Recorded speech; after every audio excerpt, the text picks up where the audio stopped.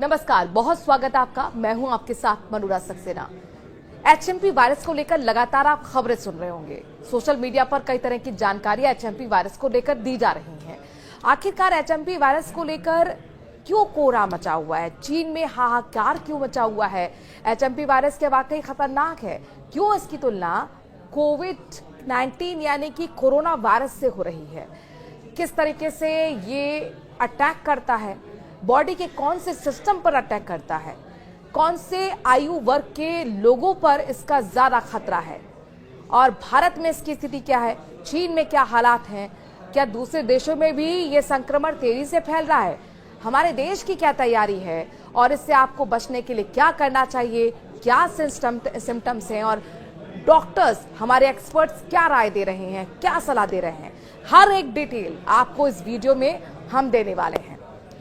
तो HMP virus का पहले पूरा नाम आप जान लीजिए। इस वायरस का नाम है, एचएमपी वायरस को कहा जाता है ह्यूमन मेटान्यूमो वायरस। और ये कोई नया वायरस नहीं है। जी हाँ, लगातार आपने कई जगह सुना होगा नया वायरस की एंट्री भारत में। ये नया वायरस नहीं है।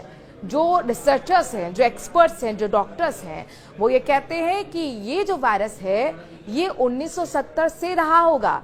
हालांकि इसकी पहचान 2001 में हुई थी और अब चूंकि वायरस को लेकर लगातार जो जानकारियां निकल कर आ रही हैं उससे बहुत ज्यादा आपको डरने की जरूरत नहीं है, क्योंकि हमारे जो पूरा स्टडी है वो रिसर्च पर बेस्ड है। एक्सपर्ट से बातचीत करने के बाद, डॉक्टर से बातचीत करने के बाद पूरा ब्यौरा हम आपके लिए लेकर आए हैं। तो ये जो वायरस है, दरअसल इसमें चीन में हाल ही में हमने देखा कि बहुत तेजी से पैर पसारता हुआ नजर आया और खास तौर पर जो वहां के हॉस्पिटल्स थे वो खचाखच भरे हुए नजर आए। कई ऐसे हॉस्पिटल्स थे जहां पर इतनी ज्यादा भीड़ की पैर रखने की जगह नहीं थी। छोटे छोटे बच्चों को लेकर परिजन हॉस्पिटल भाग रहे थे।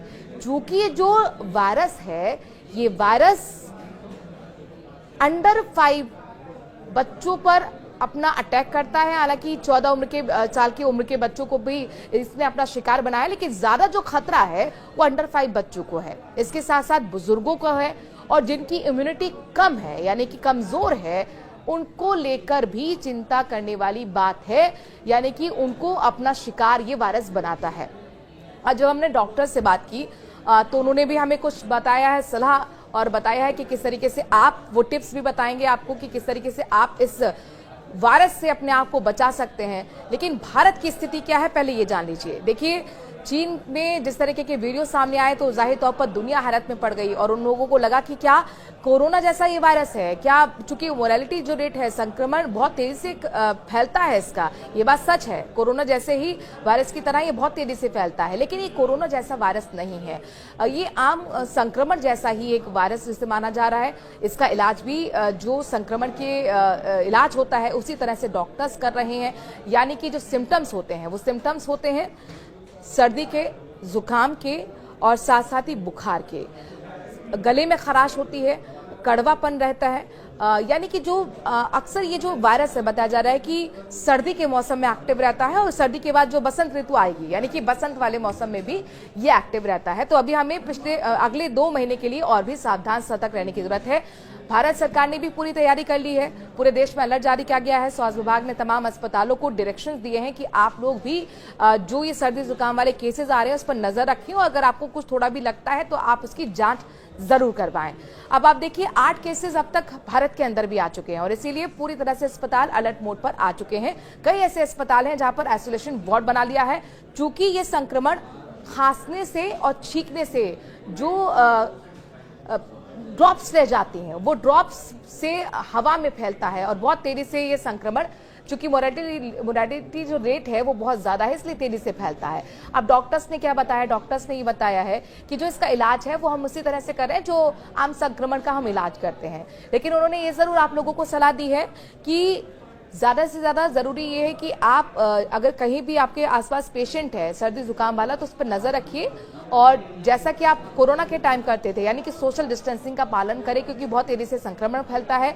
हाथों को लगातार धोते रहें, साफ सफाई का ध्यान रखें, मास्क पहन लें। जो आप पिछले 3 साल पहले मास्क भूल चुके हैं उस मास्क को फिर से दोबारा इस्तेमाल करने की हिदायत डॉक्टर्स दे रहे हैं, बच्चों को बचाने की हिदायत दे रहे हैं और इसके साथ साथ डॉक्टर्स का ये भी कहना है कि अगर आपके घर में बुजुर्ग हैं या गंभीर बीमारी वाले पेशेंट्स हैं, उनको भी थोड़ा बचाकर रखें। लेकिन ये बहुत ज्यादा खतरनाक नहीं है। जिस तरीके की बातें अलग अलग सोशल मीडिया प्लेटफॉर्म पर आप देख रहे थे, ऐसा चूंकि स्वास्थ्य विभाग ने भी ये डायरेक्शंस में अपना बताया है, सलाह दी है कि इसमें कोई खतरे वाली बात नहीं है। चूंकि ये वायरस कोई नया नहीं है, बहुत पुराना वायरस है। हालांकि सिर्फ भारत में ही ये वायरस के केसेस देखने को नहीं मिल रहे हैं, बल्कि 2 साल से कजाकिस्तान में भी देखने को मिल रहे हैं, इसके साथ मलेशिया में देखने को मिल रहे हैं, सिंगापुर में भी केसेस सामने आए हैं, अमेरिका में सामने आए हैं, ब्रिटेन में भी कई केसेस सामने आ रहे हैं और भारत में भी ये केसेस बहुत तेजी से आगे बढ़ रहे हैं। लेकिन सावधानी आपको सिर्फ और सिर्फ इतनी बरतनी है कि अपने हाथ समय समय पे धोते रहें, सैनिटाइजर का इस्तेमाल कर सकते हैं, मास्क का इस्तेमाल कर सकते हैं और सोशल डिस्टेंसिंग का पालन रखें। अगर किसी व्यक्ति को सर्दी जुकाम है और अगर वो 5 दिन तक, चूंकि बताया जा रहा है कि 5 या 1 हफ्ता ज्यादा से ज्यादा ये संक्रमण दूर होने में, कहीं ना कहीं सही होने में इतना वक्त लेता है, लेकिन उसके बाद भी अगर आपको ये संक्रमण दूर नहीं हो रहा है, यानी कि आपको लग रहा है सर्दी जुकाम नहीं जा रहा है आपका, तो फिर आप डॉक्टर की सलाह जरूर लें। जो कि डॉक्टर्स हमेशा ये कहते आए हैं कि कभी भी कोई बीमारी हो तो डॉक्टर सलाह के बिना आपको दवाई नहीं लेनी चाहिए। लेकिन इस वाले केस में, यानी कि HMP वायरस है या नहीं आपके साथ, ये संक्रमण है या नहीं, इसके लिए भी आपको जांच कराना जरूरी होगा। तो इसलिए बिना मशवरे के, बिना सलाह के आप कोई भी दवाई ना लें।